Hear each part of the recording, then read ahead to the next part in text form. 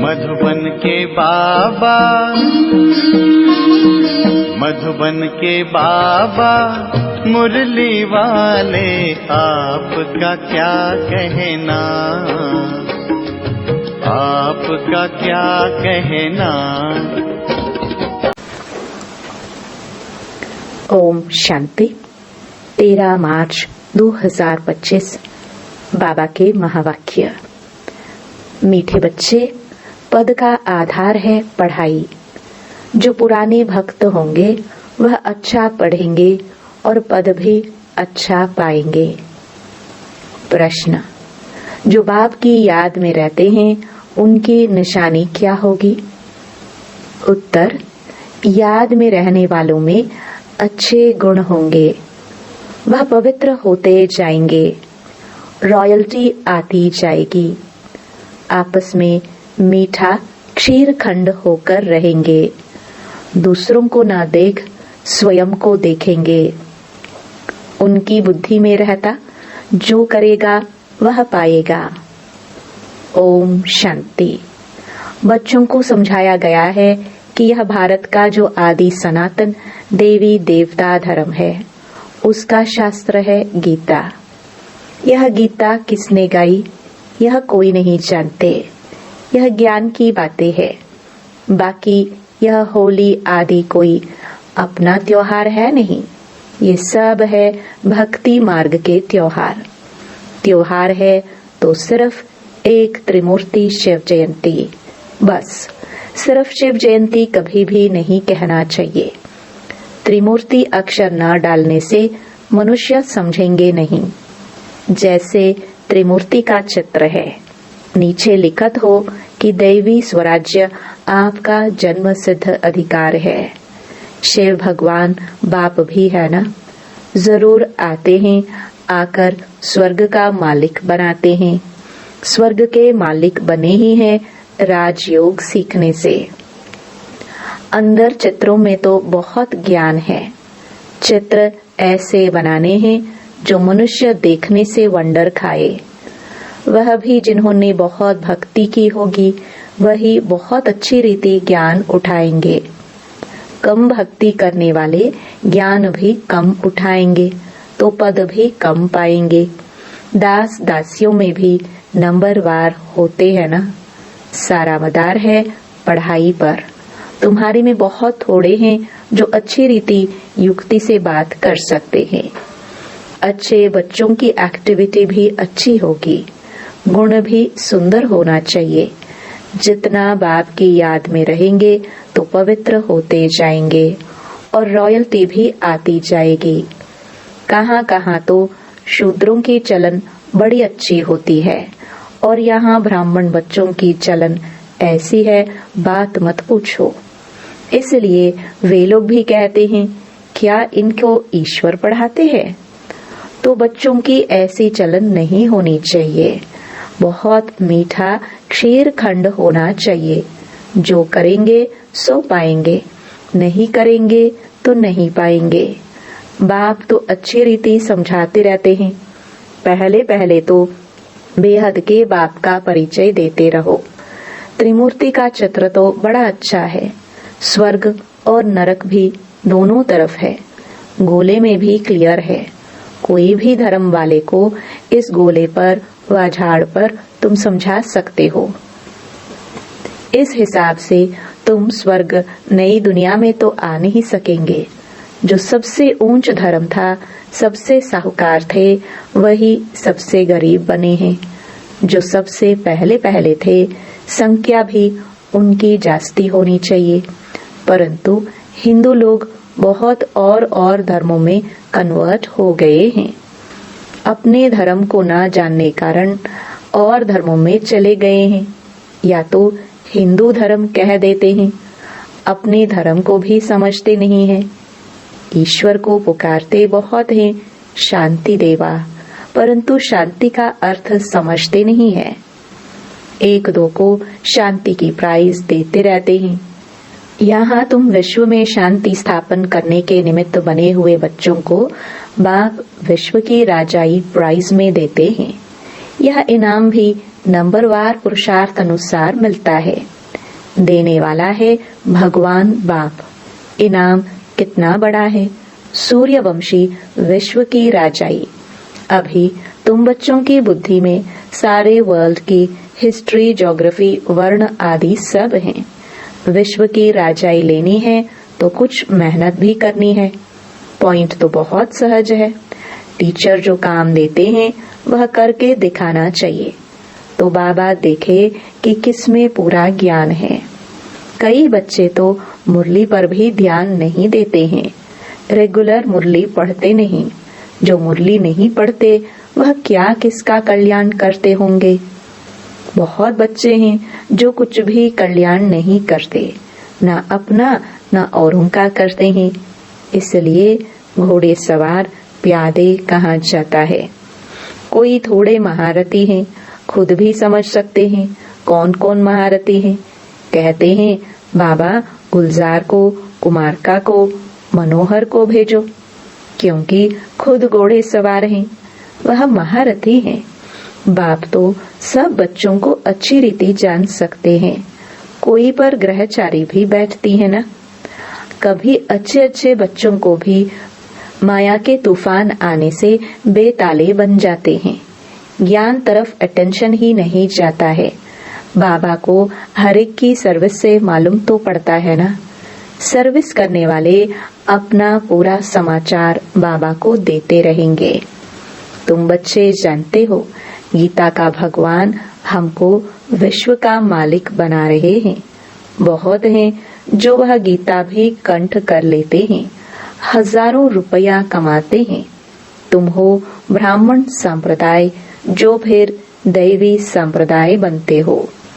ईश्वर की औलाद भी सभी अपने को कहते हैं, फिर कह देते हम सब ईश्वर हैं। जिसको जो आता है वह बोलते रहते हैं। भक्ति मार्ग में मनुष्यों की हालत कैसी हो गई है। यह दुनिया ही आयरन एज्ड पतित है। इस चित्र से बहुत अच्छी रीति समझा सकेंगे। साथ में दैवी गुण भी चाहिए, अंदर बाहर सच्चाई चाहिए। आत्मा ही झूठी बनी है, उनको फिर सच्चा बाप सच्चा बनाते हैं। बाप ही आकर स्वर्ग का मालिक बनाते हैं, दैवी गुण धारण कराते हैं। तुम बच्चे जानते हो हम ऐसे लक्ष्मी नारायण गुणवान बन रहे हैं। अपनी जांच करते रहो, हमारे में कोई आसुरी गुण तो नहीं है। चलते चलते माया का थप्पड़ ऐसा लगता है जो ढेर हो गिर पड़ते हैं। तुम्हारे लिए यह ज्ञान और विज्ञान ही होली धुरिया है। वे लोग भी होली और धुरिया मनाते हैं, लेकिन उसका अर्थ क्या है यह भी कोई नहीं जानते। वास्तव में यह ज्ञान और विज्ञान है जिससे तुम अपने को बहुत ऊंच बनाते हो। वह तो क्या क्या करते हैं, धूल डालते हैं, क्योंकि यह है रौरव नरक। नई दुनिया की स्थापना और पुरानी दुनिया के विनाश का कर्तव्य चल रहा है। तुम ईश्वरीय संतान को भी माया एकदम गुस्सा ऐसा लगा देती है जो जोर से दुबन में गिर पड़ते हैं। फिर उससे निकलना बड़ा मुश्किल होता है। इसमें फिर आशीर्वाद आदि की कोई बात नहीं रहती। फिर इस तरफ मुश्किल चढ़ सकते हैं, इसलिए बड़ी खबरदारी चाहिए। माया के वार से बचने के लिए कभी देह अभिमान में मत फंसो। सदा खबरदार, सब भाई बहन हैं। बाबा ने जो सिखाया है वही बहनें सिखाती हैं। बलिहारी बाप की है, न कि बहनों की। ब्रह्मा की भी बलिहारी नहीं, यह भी पुरुषार्थ से सीखे हैं। पुरुषार्थ अच्छा किया है, गोया अपना कल्याण किया है। हमको भी सिखलाते हैं तो हम अपना कल्याण करें।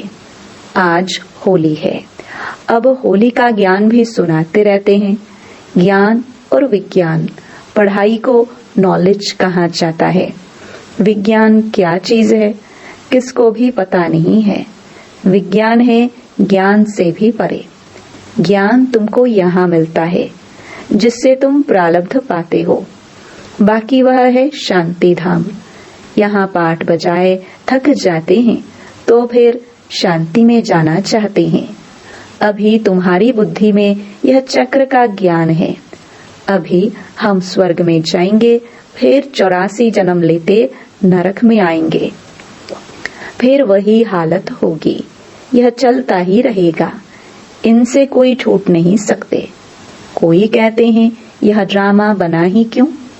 अरे यह तो नई दुनिया और पुरानी दुनिया का खेल है, अनादि बना हुआ है। झाड़ पर समझाना बहुत अच्छा है।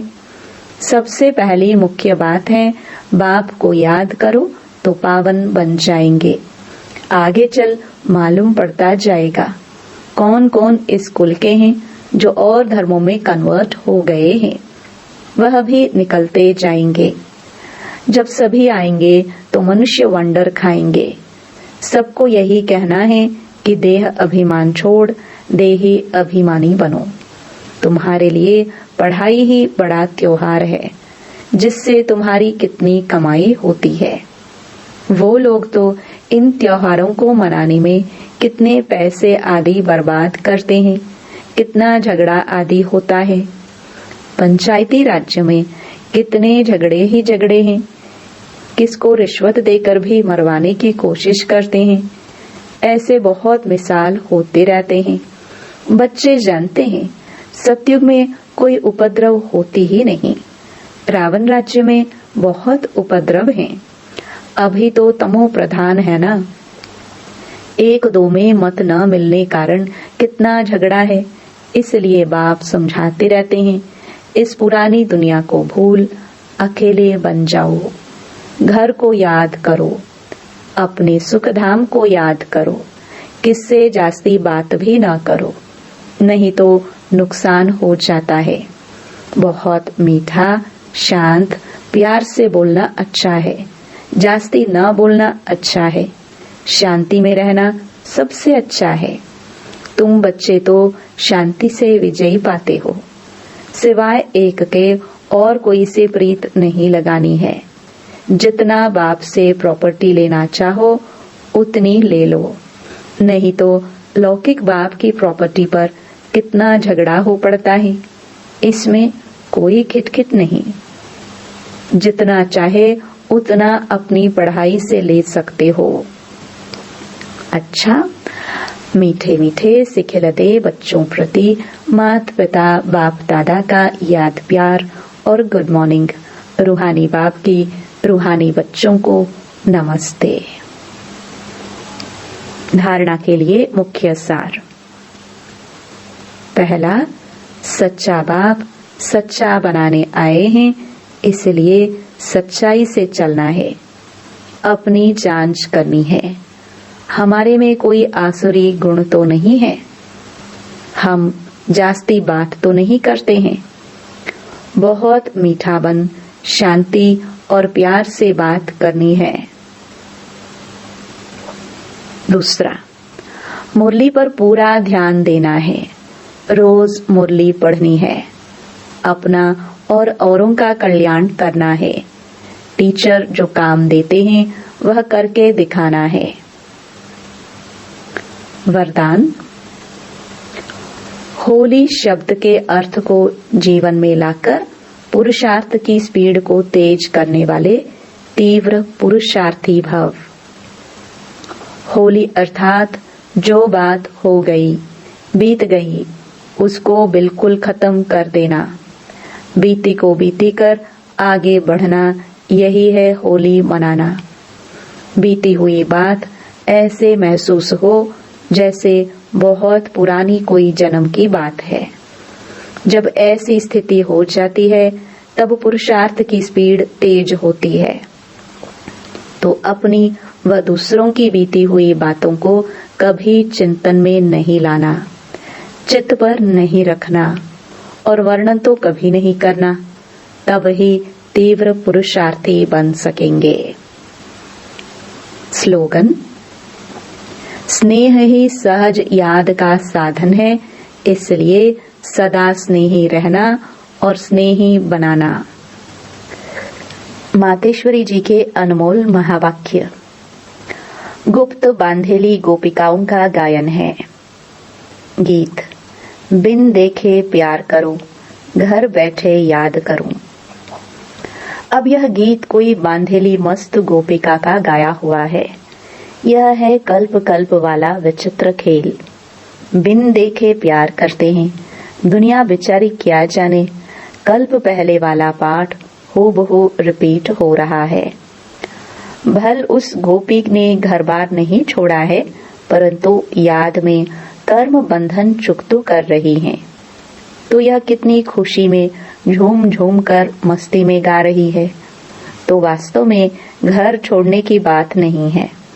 घर बैठे बिन देखे उस सुख में रह सर्विस करनी है। कौन सी सेवा करनी है? पवित्र बन पवित्र बनाने की। तुमको तीसरा नेत्र अब मिला है। आदि से लेकर अंत तक बीज और झाड़ का राज तुम्हारी नजरों में है। तो बलिहारी इस जीवन की है। इस नॉलेज द्वारा 21 जन्मों के लिए सौभाग्य बना रहे हैं। इसमें अगर कुछ भी लोक लाज विकारी कुल की मर्यादा है तो वो सर्विस नहीं कर सकेंगे। यह है अपनी कमाई। बहुतों को विचार आता है कि यह ब्रह्मा कुमारियां घर फिटाने आई हैं, परंतु इसमें घर फिटाने की बात नहीं है। घर बैठे पवित्र रहना है और सर्विस करनी है। इसमें कोई कठिनाई नहीं है।